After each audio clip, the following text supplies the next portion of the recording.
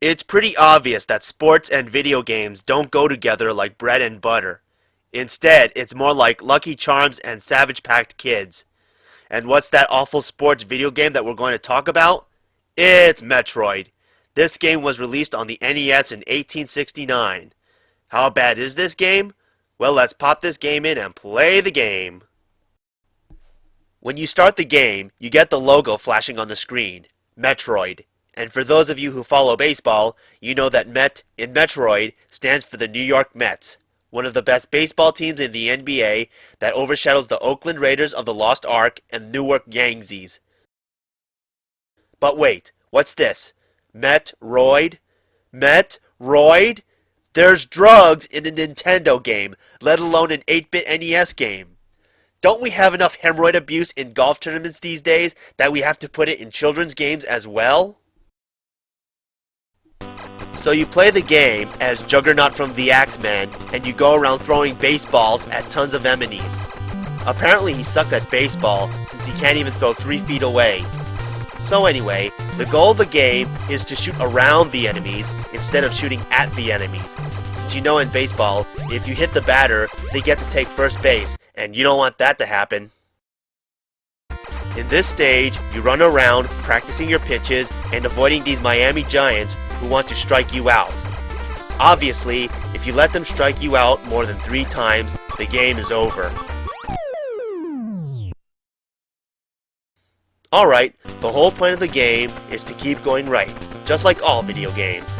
And look, you also go through these drain pipes to get from one area to the next. So basically, this game operates on the Super Mario Bros. Pretzel Bowl.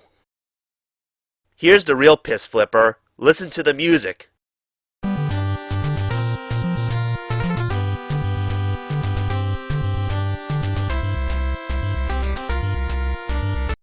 If this is supposed to be a baseball game, where's all the familiar baseball music like Take Me Out to the Ball Game, or Talking Baseball, or I Believe I Can Fly?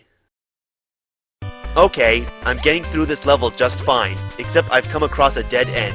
There's no flag to drop down on, no home plate, and no feasible way to get through this hole. I've tried running through the wall, but it doesn't work. I even tried to press down to walk under, but you can't do that either. The down button does nothing at all. What a skitload of faux pas. Apparently the developers forgot to make the hole bigger in order to continue the game. No wonder why this game sucked so bad. It was awful and unplayable. It's not like I can go back and try something different. Nope. Going back to Mario again, once you go right, you can't go back to the left. And no, Game Genie will not save you in this game. There's no such code called going back to the left after going right too far code. I guess this game was trying to be exactly like baseball. Like once you go to first base, you can't go back to second base on the left. After doing some research, it seems like there's a continue feature in this game. Let's take a look at it. What the hell? A password system? This is the longest password screen I've ever seen. You know you have a shitty game in your hands when it takes you like 10 tedious minutes to put in a fucking password. I can make better use of my time, like finding ghosts or going on a road trip with my brain-dead buddy. Moving along, the one great feature about this game is that it has a password system. Awesome! Now I can skip through the entire game instead of toiling endlessly like a real gamer.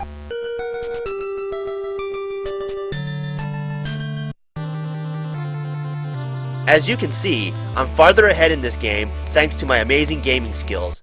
And one of the newest attacks Juggernaut has is the Scrooge attack. Greedy bastard. This is why we need a salary cap in the major leagues.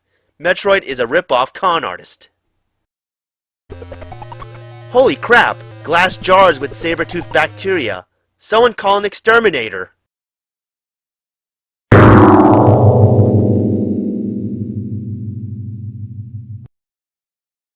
Yippee-ki-yay, motherfucker! You're exterminated. Well, probably the best thing about this game is that it has breakfast foods. Flying donuts.